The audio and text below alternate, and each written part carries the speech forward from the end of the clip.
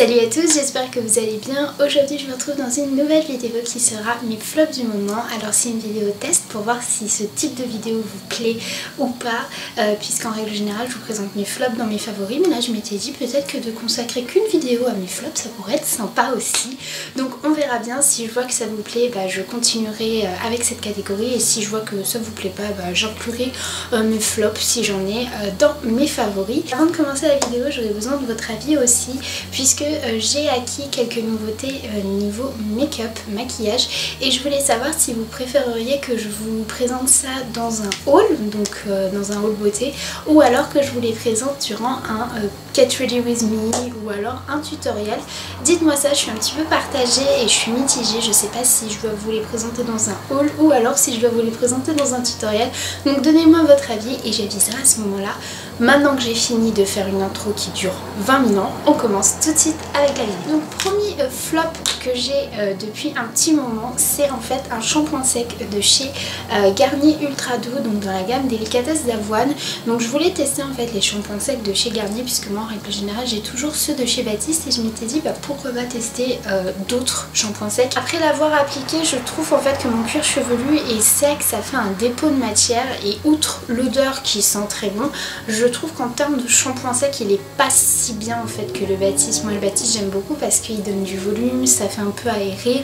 Bon forcément le soir faut faire un shampoing, mais pour dépanner c'est plutôt bien, et celui-là c'est vrai que je suis pas trop fan.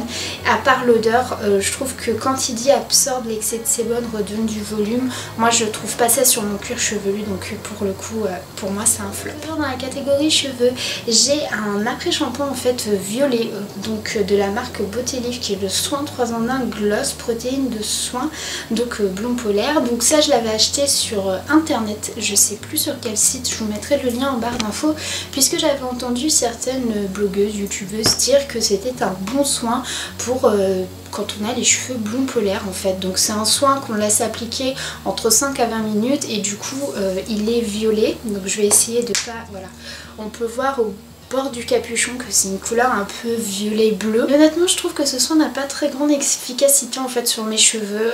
Je l'ai laissé même le maximum qui était 20 minutes. Alors certes ça a redonné un petit peu d'éclat à mes pointes, mais pas autant que celui de chez L'Oréal qui est le correcteur color, que lui par contre c'est mon favori, je l'adore, je l'adore.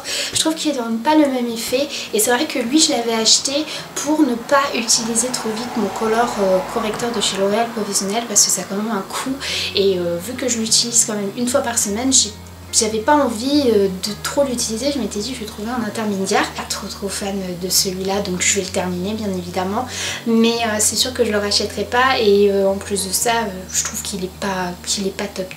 Côté visage, j'ai une crème de chez Clinique qui est la Super Défense SPF 20, qui est hydratant défense quotidienne, qui se présente comme ça.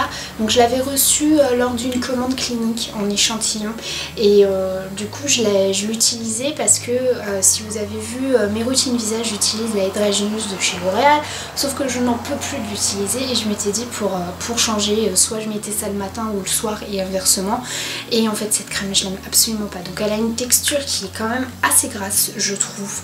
Donc ça se présente comme ça, donc on a une petite opercule niveau hygiène, et ça se présente comme ça. Cette crème je l'aime pas, je trouve qu'elle est trop grasse pour moi, elle est trop riche en fait, et ça ne me convient absolument pas. J'ai vraiment du mal à la faire pénétrer dans ma peau.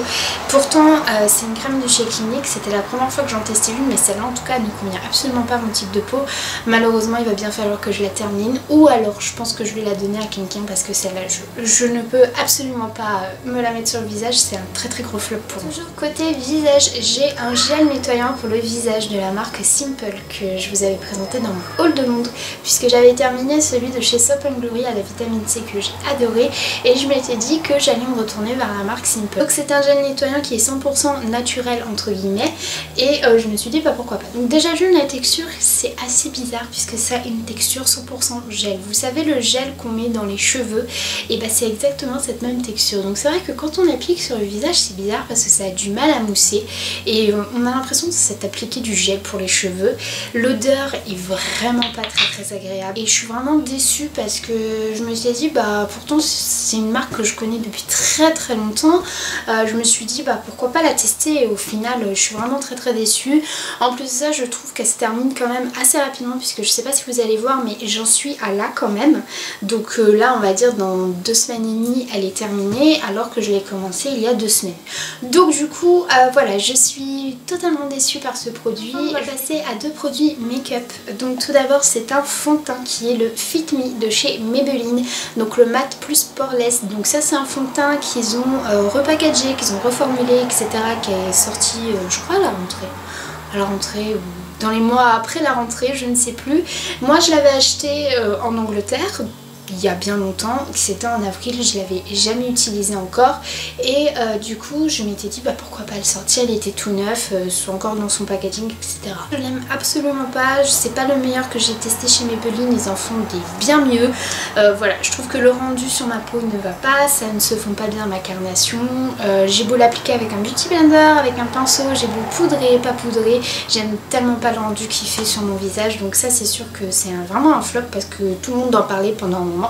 Je l'ai testé mais bon en tout cas je ne l'aime pas, mais il va bien falloir que je le termine. Je vais peut-être essayer de le mélanger avec un autre fond de teint ou je sais pas mais en tout cas j'aime pas du tout son teint. Et enfin dernier flop et c'est un produit make-up, donc c'est un mascara de la marque Make Up For Ever qui est le Excessive Lash. Donc je l'ai acheté format miniature, donc moi vous savez les formats miniatures j'adore. Je crois que mon rayon préféré chez Sephora en ce moment c'est les beautés à emporter. Ils sont en train d'élargir ce rayon et moi j'adore, je trouve que pour tester les produits avant de les acheter en full size c'est le meilleur moyen qu'il puisse y avoir, aussi bien pour le porte-monnaie mais aussi au niveau des regrets. Donc moi ce mascara je ne l'aime absolument pas puisque c'était le premier mascara que je teste chez Make Up For Ever et je me suis dit Excessive Lashes c'est plutôt bien parce que c'est censé déployer vos cils en leur donnant un petit peu de volume. Mais comment vous dire que je déteste. Déjà la brosse je la trouve vraiment plutôt bizarre, donc vous voyez c'est une toute petite brosse comme ça, elle est pas très grande, pas très épaisse, elle est en poil donc elle est pas du tout c'est pas du tout une brosse en silicone et je trouve en fait que à part séparer mes cils ça n'apporte aucune couleur sur les cils, ça apporte aucun volume et à part les déployer je trouve que ça fait rien d'autre.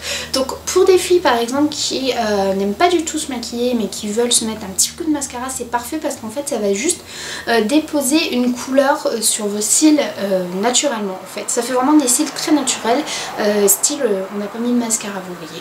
Mais comme moi j'aime les mascaras qui apportent quand même du volume, qui déploient bien les cils, que ça se voit quand même un petit peu sans que ça fasse pas d'araignée, mais j'aime bien que mon mascara se voit.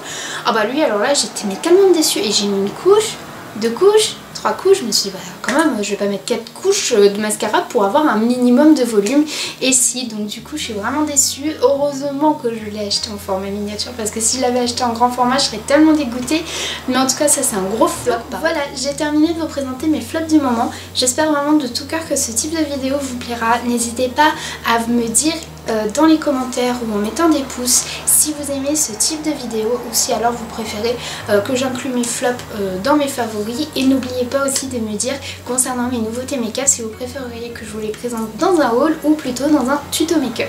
Voilà, moi en tout cas d'ici une prochaine vidéo je vous fais des bisous et puis je vous dis à bientôt. Salut!